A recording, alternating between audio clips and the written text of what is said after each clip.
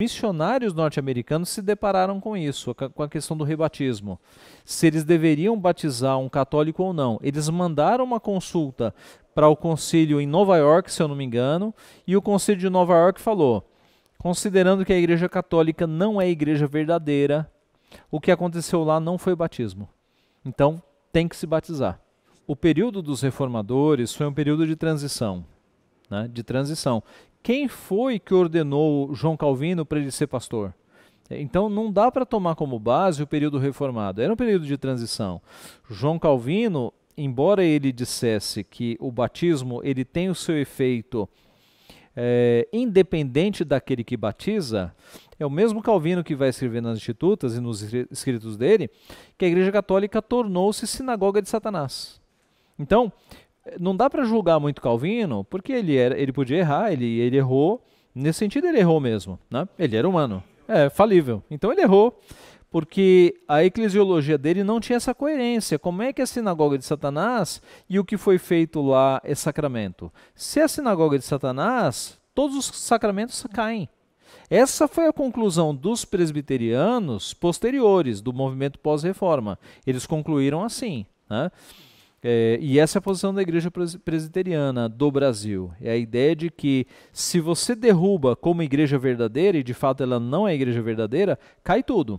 Você não tem lá um sacerdote reconhecido por Deus, porque a igreja não é reconhecida, então não é válido. Há uma série de questões, né? Considerar uma igreja verdadeira ou não.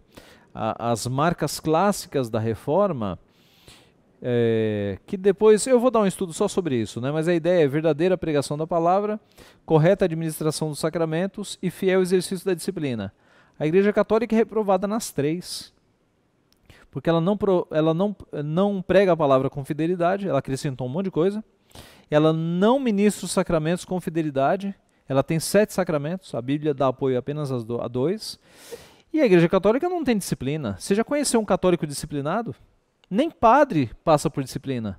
Um padre pedófilo, quando é pego, ele é mudado de cidade ou de paróquia, né?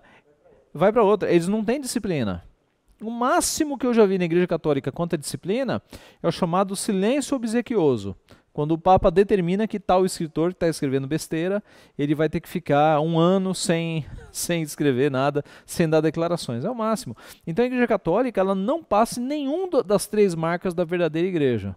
Logo não é igreja. Não sendo igreja, os homens que estão lá não são homens de Deus, os sacramentos que acontecem lá não são sacramentos válidos. Então a gente costuma brincar o seguinte, que a Igreja Presbiteriana não rebatiza católicos, ela batiza. Ela batiza. Eles nunca foram batizados.